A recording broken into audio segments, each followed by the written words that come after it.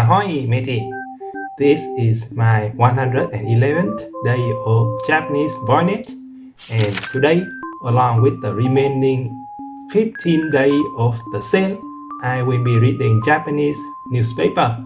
The topic of today's article is a Japanese activity called ominuguri, with the kanji for body and the kanji for wipe. It means body wiping. Okay, honorable body wiping to be exact, since the hiragana o is just the honorable prefix. This is the title of the article. The main noun is ominuguri, and everything that came before lead into and work to modify it. Horyuji, obviously the name of a temple, the temple of high law. Butsuzo is the statue of something. So now if you combine the radical for a person and the radical for private, you get a Buddha, which is strangely appropriate. Ichinen, 1 year. Hokori is dust, the dry dirt in the form of powder that covers the surface of stuff. And finally, otosu is the verb. The meaning of the kanji is to fold. The verb means to fold as well, but it can also be interpreted loosely as to clean or to remove, or a whole lot of other things actually. Okay, so what the Horyu temple? Uminui is an activity where you remove the dust from the Buddha statue. But is it you do it once every year, or is it you remove 1 year worth of dust, or is it the Buddha statue that is 1 year old?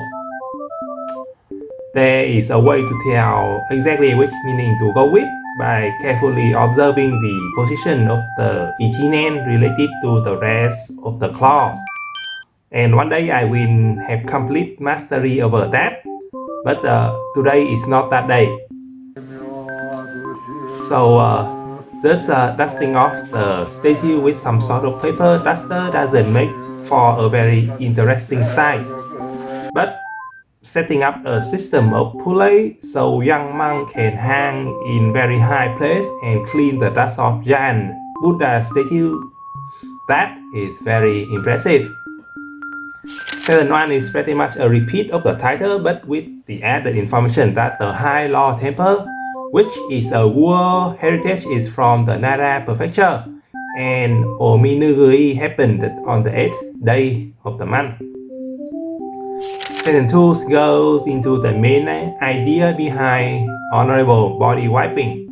Butsuzo ni kirei ni nate. So to make the Buddha statue become pretty and clean.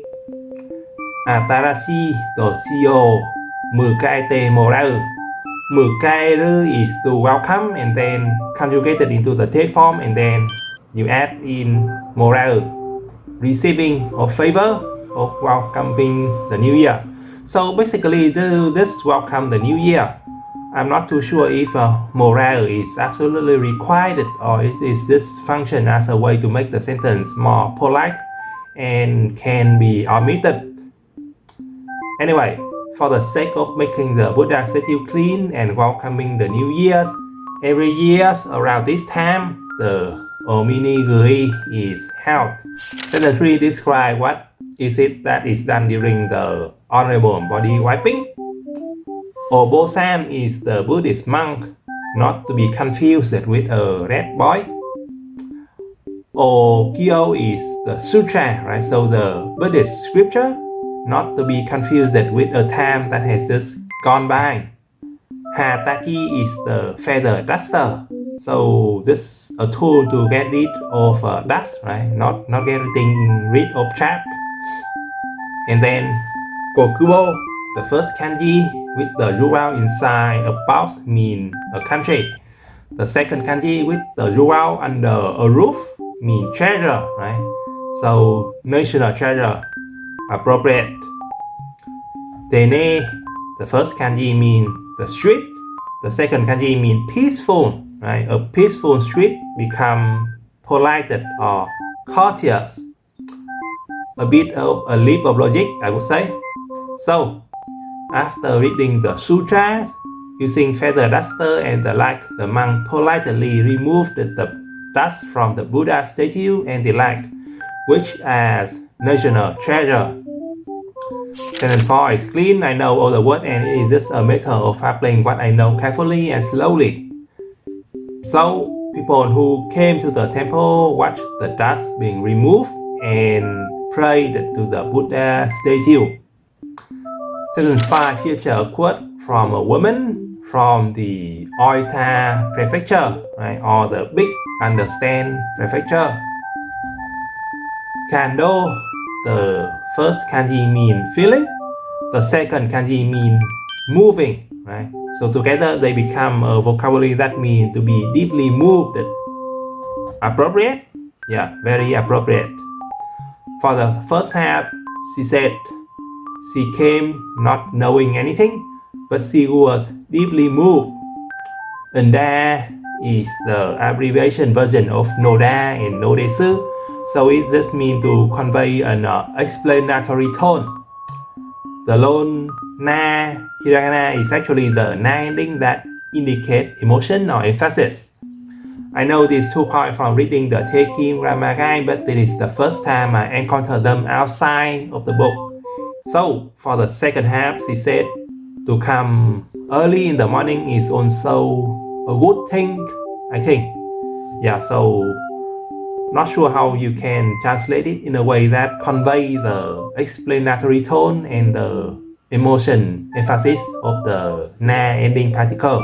Yeah. And that's the end of the article.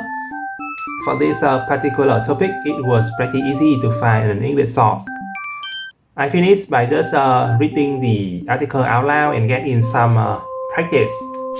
Horiuji, Butsuzo no Ichinen no Hokorio Otosu, Omi Nugui. Sekai Sani Nateru, Narake no Horiuji de Yoka. Butsuzo no Hokorio Otosu Omi Nugui ga arimashita. Butsu ni kirei ni natte atarashii toshi o mukaete moareru tame ni maitoshi ima goro okonatte imasu. Obosan tachi ga okyo o oyonda ato hataki nado o tsukaete hokoku koku ho no butsuzo nado no hokori o tene ni otoshimashita. O tera ni kite ta hito tachi wa hokori o otosu o mitari. Butsuzo ni inotari shimashita. Oita ken kara kita jose wa nani mo shiranai de kimashita ga kando shimashita. Asa hayaku kuru to ii koto mo arundana to omoimashita to hanashi imashita. Okay, that's work quite bad. Okay, and that concludes my 111th day of Japanese study. If you like what you see, please consider giving a like and subscribe. I hope to see you tomorrow. Bye for now.